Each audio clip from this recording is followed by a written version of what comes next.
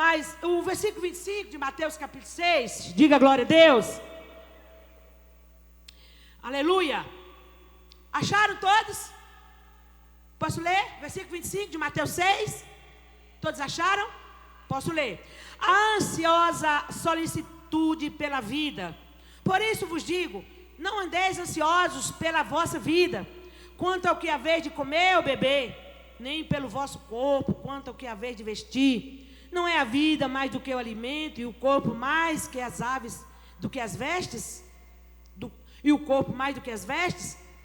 Observai, versículo 26, as aves do céu não semeia, não colhe, nem junta em celeiro, contudo vosso Pai Celeste as sustenta. Porventura não valei vós muito mais do que as aves? Qual de vós, por mais ansioso que esteja, acrescenta um côvado ao custo da sua vida? Oh, por que andais ansiosos quanto ao vestuário? Considerai como crescem os lírios do campo. Eles não trabalham nem fiam. Eu, contudo, vos afirmo que nem Salomão, em toda a sua glória, se vestiu como qualquer deles. Ora, se Deus veste assim a erva do campo, que hoje existe e amanhã é lançada no forno, quanto mais vós, outros homens de pequena fé. Portanto, não vos inquieteis dizendo que comeremos, que beberemos, ou com que nos vestiremos. Porque os gentios é que procuram todas essas coisas, pois o vosso Pai Celestial sabe que necessitais de todas elas. Buscai, pois, em primeiro lugar o reino, o seu reino, a sua justiça, e todas as outras coisas vos serão acrescentadas. Portanto, não vos inquieteis com o dia de amanhã, pois o amanhã trará o seu cuidado. Basta ao dia o seu próprio mal. Diga, Espírito Santo, me dá a sua porção. Amém? Eu posso falar disso aqui, porque eu tenho 33 anos que eu vivo na dependência de Deus. Quando eu comecei a ler isso aqui, e que minha vida foi rotulada a viver numa dependência diferente da que todos vocês vivem. Eu estava até falando para o irmão ontem, eu morava na Floresta, no bairro Floresta, em pleno Belo Horizonte, quando Deus nos parou. Parando. Sabe, parando? O meu esposo saía para trabalhar, tadinho, não vendia nada. E quando ia cobrar, o povo queria bater nele. Ele voltava. E eu tinha que ter muita graça e sabedoria para ter palavras de virtude para ele. Como ele também, em tempos difíceis, que eu não conseguia, às vezes, levantar para ir numa reunião de oração, às vezes. Ele me arrastava, assim, pelo braço, assim. Quando eu voltava diferente. Porque era difícil, uma hora um consolava o outro, outra hora consolava o outro, um ia consolando o outro. Um puxava para ir para o monte, outro puxava para ir para a oração, porque a gente não entendia nada. A gente só lia a Bíblia. Na minha igreja não tinha esse tipo de vocábulo. O povo era de deputado federal para baixo, etiquetado. Não tinha ninguém para separar assim e dizer: você já viu alguém aqui vivendo pela fé assim? Não tinha ninguém para você pedir uma... Não tinha um testemunho no altar. Olha, eu passei uma necessidade e Deus mandou alguém suprir. Não existia isso. O pastor ainda pregava assim: missionário é vagabundo sem vergonha. Aí pirava mesmo. Meu Deus, eu falei: o quê? Pelo amor de Deus. Dia e noite no monte, orando e assim, fazer o quê? A gente não tinha pai, não tinha mãe para pedir. É tão fácil você hoje me ver toda loira aqui, cheio de casona. Deixa eu contar um pouquinho. Então, aí a gente tinha que viver aquilo ali. Um filho com 1 ano, o outro com 8. E nós tínhamos que viver aquilo ali. De que forma? Orando e chorando. Todas as nossas confecções que nós fechamos, nossa pronta entrega, que ninguém entrava, ninguém comprava, ninguém nada, fechamos. Estava dentro de um quartinho. E eu subia na montanha de confecções e abraçava. E chorava. Mas não chorava pouco, não. Chorava muito. Eu pensava que eu era humilde, porque eu vim tão simples, né, lá das Brenhas. O meu esposo era mais riquinho, morava no centro da cidade dele. A mãe dele era, né, assim, tinha uma vida mais organizada do que a minha. A minha era pra lá de doido. Então eu me achava humilde. Primeira cesta básica que nós recebemos sem pedir nada a ninguém, sem insinuar, era para chegar perto do irmão e ficar, nossa, eu estou lá em casa, não tem nada. Não, não podia dizer nada disso. Que se chegasse no ouvido do pastor, ele respondia lá de cima, vagabundo sem vergonha. É missionário que vive sem trabalhar. E nós, louco, não pirava a cabeça. Não tinha ninguém. O que nos consolava? A Bíblia. Onde que tem isso, meu Deus? Que vida é essa em nós? É sério? Que não tem que se preocupar com a solicitude da vida? Como assim? Não pode ficar ansioso também? Então nós íamos para a Bíblia, porque nós não sabíamos onde pedir um socorro. Por isso que nós hoje, até hoje, somos assim, tradicional, meio pacato, meio ignorante, porque nós só sabemos a Bíblia. A gente não tinha outro lugar para ir buscar. Não, a gente só tinha Bíblia para ler e consolar com a Bíblia, e monte, oração. Só isso que a gente tinha. Então, um irmão lá teve uma revelação na madrugada, 3 horas da manhã, e ele nos levou 14 quilos de carnes. Eu não precisava ser tanto, que eu tive que dar para o vizinho. O vizinho, porque não cabia na minha geladeira. E aí o Wagner, até hoje, lembra disso, pode perguntar a ele. Ele estava indo para a igreja para fazer o discipulado, para estudando a Bíblia. E aí o meu irmão foi, parou ele, e aí ele pegou e falou, mas eu não fico nisso não, eu estou com vergonha, porque seus pais é tão chique, eu tenho que dar um dinheirinho. Na época era R$5, como se fosse R$50 hoje, tipo assim, era como se fosse isso. Aí ele deu esse dinheiro para o Wagner, e o Wagner chegou lá pulando de alegria com esse dinheiro. Nós compramos café, açúcar, não sei o que, tinha um monte de carne, compramos farinha, e ali deu, nós empurramos com a vida, e meu Deus, e agora faz o quê? E faz o quê? E aí Deus começou a me revelar missões do Nordeste, foi mesmo de movimento. Aí a história é tão longa que você não queira noção, não sei nem como eu cheguei aqui. Eu sei que eu estou aqui hoje, amém? E nós chegamos a esse patamar de entendimento. Quando eu leio Bíblia hoje, para mim, ela é tão real, ela é tão viva, como eu mesmo estou aqui falando para mim, entendeu? Talvez, como dizia meu pastor, esse que dizia que os missionários eram vagabundos sem vergonha, ele dizia assim, você duvida que você está vivo, belisca aí, duvido que você está se beliscando, mas não duvide da Bíblia. Então, eu segurava na Bíblia como se, me seguro até hoje, como a meu único alento, era a Bíblia. Não tinha outra coisa para me segurar, era Bíblia, Bíblia, Bíblia. Nós praticávamos a Bíblia, eu ouvia a voz de Deus e seguia. E quando eu comecei a perguntar, como é que aquele povo da Bíblia se locomovia? Como é que era? Comecei a começar de gentes. Aí comecei a ver que eles ouviam a voz de Deus. Aí eu fico observando que pessoas chegam na igreja, daqui a pouco eles começam a causar contenda, se bate com pastores, e fica aquela praga, aquela peste, aquela maldição. Essa gente não tem o Espírito Santo. Porque por mais que nós estávamos ali, seja o que for, nunca nessa vida, nem eu nem o pastor Valério respondemos líder algum. Então eu vejo hoje que vocês aqui são uma colheita de Deus em nossa vida.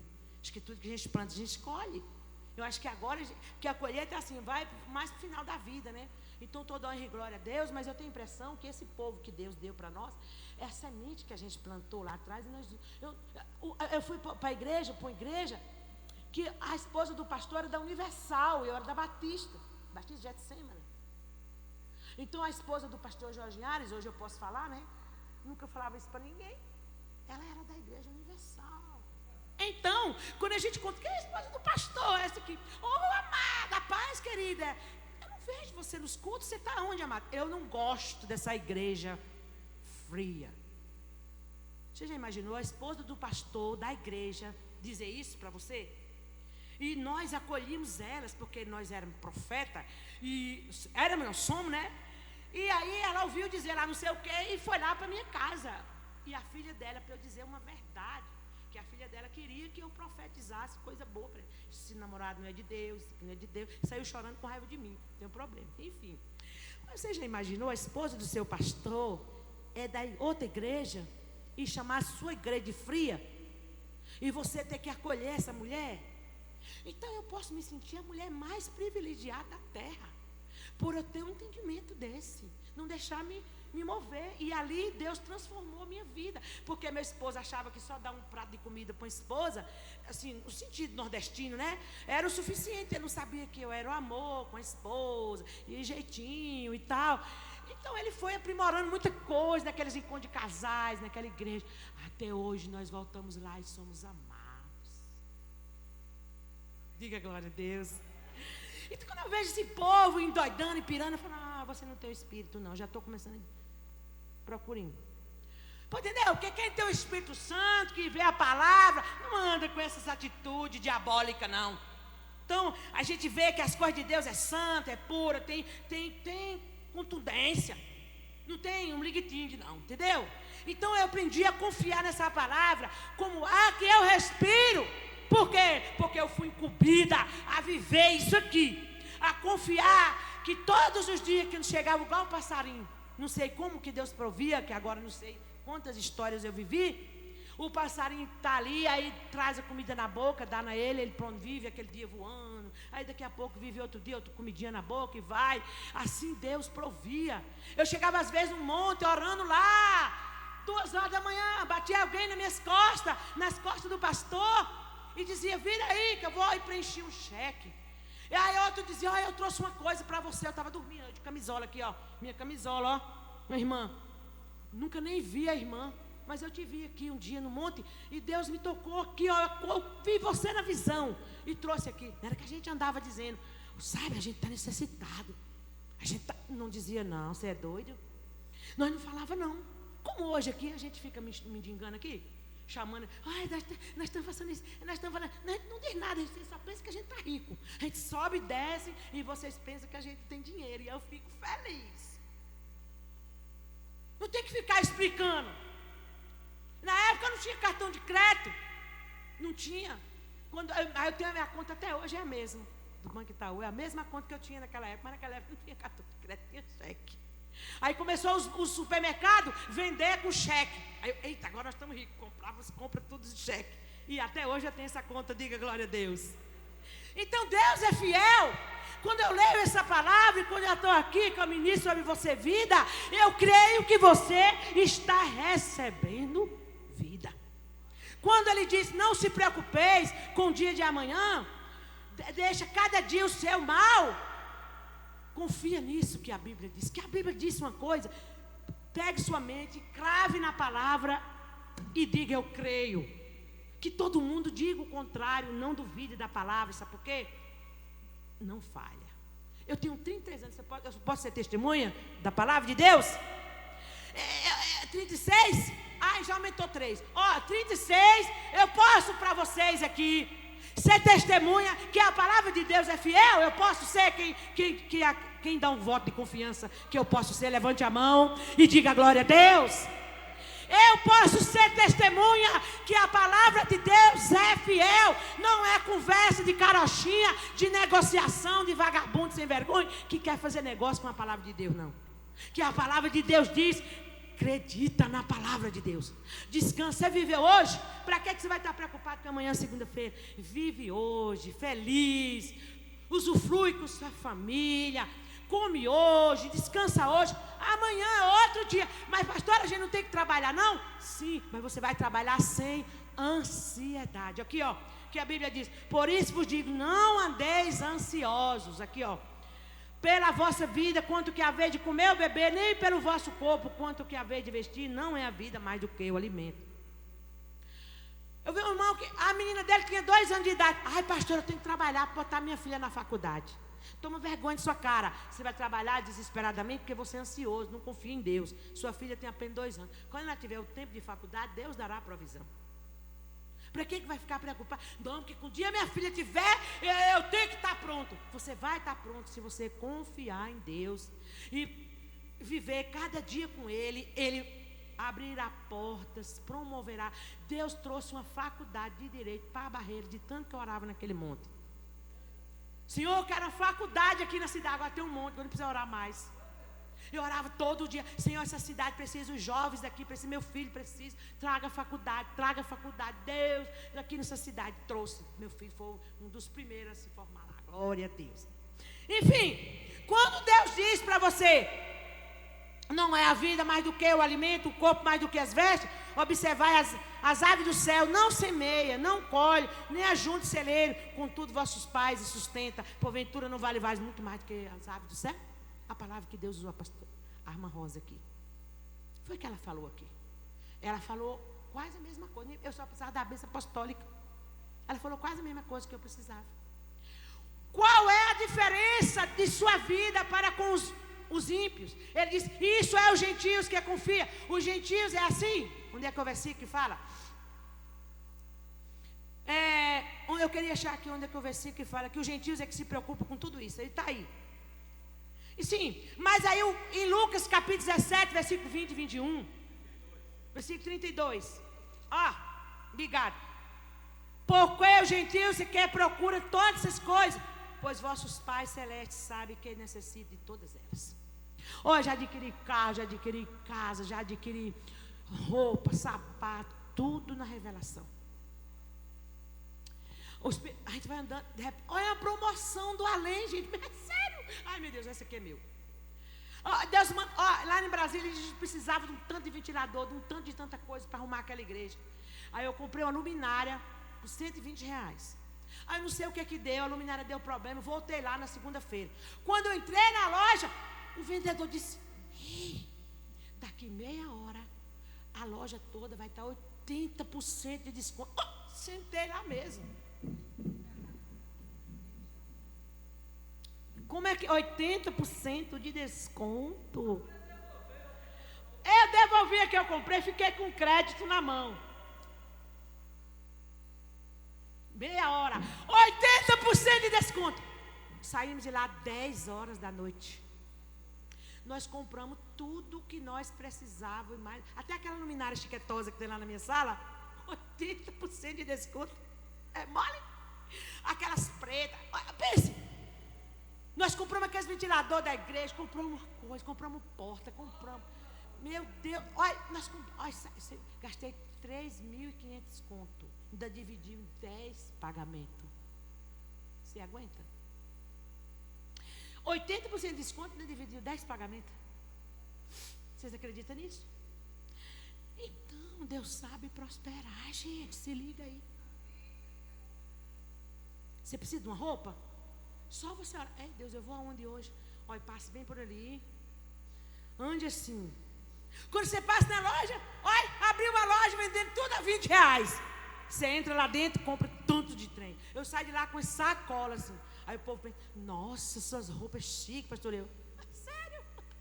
Que legal. Entendeu? A gente anda pelo Espírito. Os outros vão lá e gastam não sei quantos mil com uma coisa. Você gasta 80% de desconto. Tem ventilador que ainda nem foi instalado aqui, que ele liga assim, ó,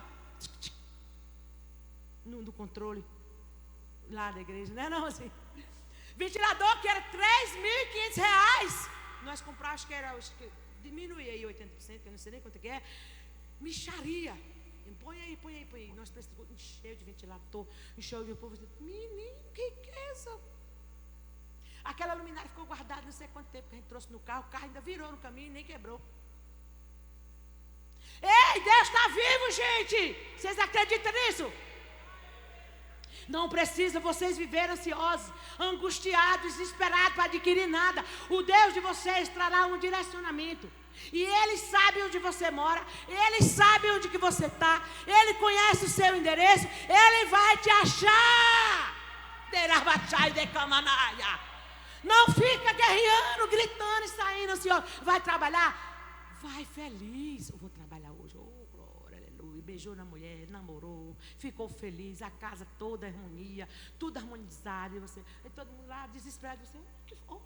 Já tem unção para orar em alguém desesperado. Como é que nós crentes vamos andar desesperados junto com os outros do mundo todo? Diga aí. Brigando, gritando, escabelando. Fala sério, combina isso com uma pessoa que disse que o reino de Deus, agora nós vamos descobrir o reino de Deus. Eu vou dar a bênção apostólica. Lucas 17, 20 e 21. Procura aí, para você achar onde está o reino de Deus.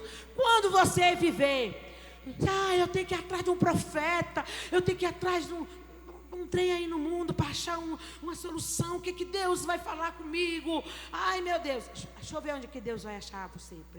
Vamos ver se você vai achar Deus aí. Bora. Lucas 17, 20, 21. Olha aí, acha aí. Olha aí onde que você acha Deus. Você tem que fazer uma caminhada de joelho. Tem que pegar um avião para achar Deus. Como assim? Onde que está? Olha onde que está o reino de Deus aí? Olha aí. Interrogado pelos pobres, como é que é? 17, né? É isso mesmo.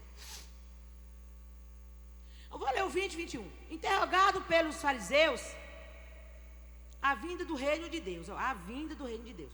Aí tem um títulozinho. Aí o versículo 20.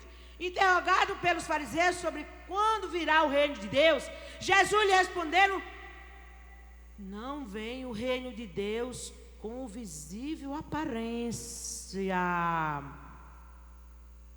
nem dirão, versículo 21, lê comigo, ele aqui ou ele ali, ou está lá, porque o reino de Deus está onde? Não, vamos repetir junto, esse negócio tem que fluir, bora lá. O reino de Deus está dentro de mim, diga aí, bora repetir junto. O reino de Deus está dentro de mim. Agora, a sua responsabilidade e a minha é saber o que é que está fluindo dentro de você. Pensamentos ruins não é o reino de Deus. Sentimento de vingança não é o reino de Deus. O que é o reino de Deus? Agora você vai descrever o que é o reino de Deus. Aí você vai achar dentro de você o reino de Deus. E se ele não tiver, você vai buscar o reino de Deus. Porque ele diz lá, o que é que o versículo 33 de Mateus 6 diz? Mas buscai primeiro o reino de Deus, sua justiça, e todas as outras coisas vos serão acrescentadas. Como assim? Como que você vai achar o reino de Deus? Buscar como? Eu tenho que gritar. Se é necessário, sim. Tem hora que eu grito igual uma doida. Eu quero gritar, e daí? Grito. Eu quero virar cambalhota, viro. Eu quero pular, eu quero fazer. Amém. Ei, mas o reino de Deus, você vai discernir ele dentro de você. Porque não tem como um cristão andar sem o reino de Deus. Porque o reino de Deus está dentro de você. É fácil discernir quando alguém não está com o reino de Deus. É fácil você discernir quando você não está fluindo o reino de Deus dentro de você. Comece a discernir o que é reino de Deus e o que é obra da carne, reino da carne ou do mundo, do exterior. Por isso que ele disse que os ímpios que buscam tudo isso, viver ansioso, ei, a gente não terá mais do que necessita. Você está entendendo? Você está desesperado, você possui uma casa. Quando você possui uma casa, você vai deixar ela bem aí. Mas você vai adquirir a casa sem viver ansioso. Você vai adquirir os carros que você precisa, o dinheiro que você precisa, o pão que você precisa, sem ansiedade. Por quê? Porque quem está com o reino de Deus não precisa ficar ansioso, porque ele tem segurança. Agora, até eu achar esse segredo, eu estou te dando segredo de 36 anos. 36 anos. Eu demorei muitos anos para descobrir o que é andar com o reino de Deus. Entendeu? Descobri, demorei, vivi ansioso, quase morri, dava dor de barriga. Por isso que eu falo, no médico, minha vida, você não vai entender, você vai ficar doido. Cuida da sua, que aí você vai ficar feliz. Você vai viver na limitação que o reino de Deus sabe que você tem que viver. Você não vai viver o eu. Você não vai viver o pastor Valério, não vou viver o irmão Ivanô. O irmão Ivanô vai viver com o reino de Deus, conforme a capacidade a qual Deus deu. A Bárbara, cada um de vocês tem uma capacidade a qual Deus, para discernir o caminho que tem que seguir. Você está entendendo? Então, você vai ter que andar, a pisada é a mesma, o comportamento é o mesmo. Porque quando a gente sai fora do que é reino de Deus, você já fica um peixe fora d'água. Você não sente paz. Não sinto paz de sentar com uma irmã qualquer e falar qualquer coisa da outra. Eu fico engasgada. Não consigo ter essa paz. Eu não tenho paz com o mal. O mal para mim é um corpo estranho. Quando alguém me ofende, não se desespere quando me vê chorar. Eu preciso chorar até sair o mal de dentro de mim. O mal que quer ficar, que quer entrar, que a gente não é de ferro. Mas não tem como ficar o mal dentro de quem tem o reino de Deus. Não compactua com o reino das trevas. Não tem como ser treva e luz, água salgada e água doce. O O mal tem que ser expelido dentro de nós. E é por isso que a gente chora e sai. Aí você volta ao normal, você já quer o bem da pessoa. Já fica assim, mesmo que a pessoa não vai querer te ouvir, você já fica assim, ai, abençoa ela, Jesus, para não cair no mal. Aí eu, glória, o reino de Deus já começou a fluir de novo. Quando vem aquele sentimento assim, tomar e vingança. Não, isso não é o reino de Deus. Ele chora e sai. Aí daqui a pouco vem Espírito Santo, flua. Aí quando daqui a pouco começa já uma preocupação com aquela pessoa, amor. Aí eu, isso é o reino de Deus. Compreendeu? Então o reino de Deus está onde? Não tem como ser diferente. Nós temos que ser a imagem de Cristo. Quem compreendeu, levante a mão. Diga glória a Deus. Diga o reino de Deus está dentro de mim. Fique de pé. Aleluia. E vamos terminar agora. Glória a Deus, aleluia. E diga assim, em nome de Jesus, tenha lugar, Espírito Santo, para fluir dentro de mim. Porque o Senhor já está dentro de mim. E o seu reino já está dentro de mim. E eu quero que esse reino comece a fluir. Diga em nome de Jesus. Na autoridade do nome de Jesus, eu tenho a autoridade para curar,